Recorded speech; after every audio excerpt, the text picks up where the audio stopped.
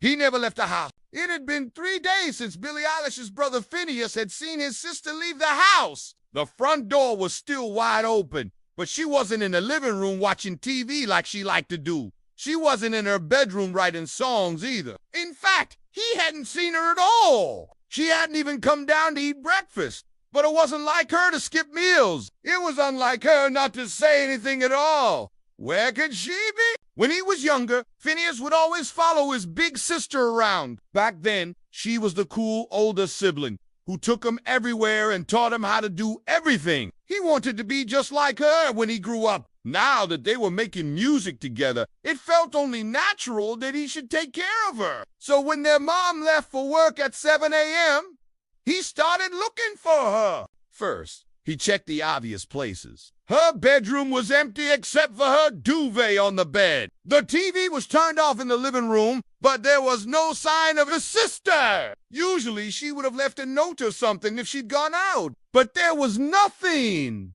Did she go to one of her favorite places? Maybe Maggie's, where they sold those delicious croquettes she loved so much. Or the museum, which she visited almost every day. Or perhaps the bookstore where she bought all her notebooks. He dialed her number, but it went straight to voicemail. After searching the entire city without finding any trace of his sister, Phineas started to get worried. He knew she was capable of taking care of herself, but she was also impulsive and reckless. What if someone had hurt her? Just thinking about it made his stomach clench. As night fell and Eilish still hadn't come home, he decided to call the police. They took his report and told him they would look into it, but the truth was they didn't really believe him. She was 18 years old and probably just out having fun with her friends.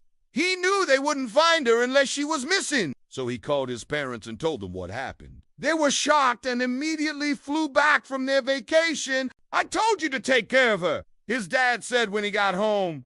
"What did you do?" Phineas shook his head. "I looked everywhere. I called her phone, but it just went to voicemail. I don't know where she is." His mom put a hand on his shoulder. "We'll find her, sweetie. Don't worry." But even though they tried to sound confident, Phineas could tell they were scared too. For the next few days, he hardly slept or ate. All he could think about was Eilish. Every time the doorbell rang, he jumped. Every shadow seemed to look like her, but it never was. His parents kept calling the police for updates, but they always said the same thing. They were still looking. They didn't have any new information. He hated the sound of that. He hated the pitying looks from their friends and family. Most of all, he hated the fact that he couldn't stop thinking about what might have happened to his sister. The Eilish and Phineas O'Connell story is a true story. When Billie Eilish was 13, she started feeling sad and numb all the time. She was also having trouble sleeping. At first, she thought it was because of school, but then she realized it was something else. She was being bullied. It wasn't physical bullying, but it was hurtful nonetheless. People would make fun of her clothes, her hair, the way she looked. They called her weird and ugly. And after a while, she believed them. She stopped going to school and spent most of her time at home in her bedroom. She wrote songs about her feelings. She poured all her pain and anger and sadness into the music, and somehow that made her feel better. One day, she shared one of her songs with her brother. He was only 10, but he understood how she felt. He had been bullied too. They started making music together, and it became their thing. Now, years later, they were famous all over the world. But even though they had millions of followers, Eilish still felt like an outcast. She was always hiding in the shadows. She wore baggy clothes and makeup and never smiled in public. The cameras couldn't see her face, so it didn't matter. But when she went out, she wore a mask. Not the COVID kind, but a Guy Fawkes mask. That way, nobody could recognize her. She wanted to live a normal life, but it wasn't possible. She was too famous. One night, she decided to go out and get some fresh air. She put on her mask and headed to the nearest park. There were lots of people there, but none of them knew who she was. She sat down on a bench and closed her eyes. For a moment, she felt free. Then she heard a man's voice. "Hey, you want to buy some drugs?" She opened her eyes and saw a skinny guy with greasy hair holding out a bag.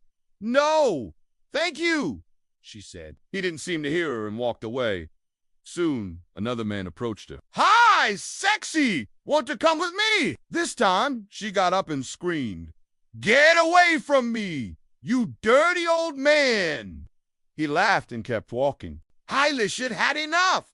She stood up and walked away. As she turned around, she saw a group of teenagers pointing at her and laughing. "What's so funny?" she asked. "You look like you're constipated," one of them said. Another one added, "Yeah, and your mask makes you look even funnier." Then they all started making fun of her, calling her names, saying cruel things. She wanted to cry, but she didn't let them see her tears. Instead, she put her hood up and hurried home. Back in her room, she threw herself on her bed. She felt terrible. She had never been treated like this before. Nobody had ever said such hurtful things to her. Suddenly, she heard a knock on her door.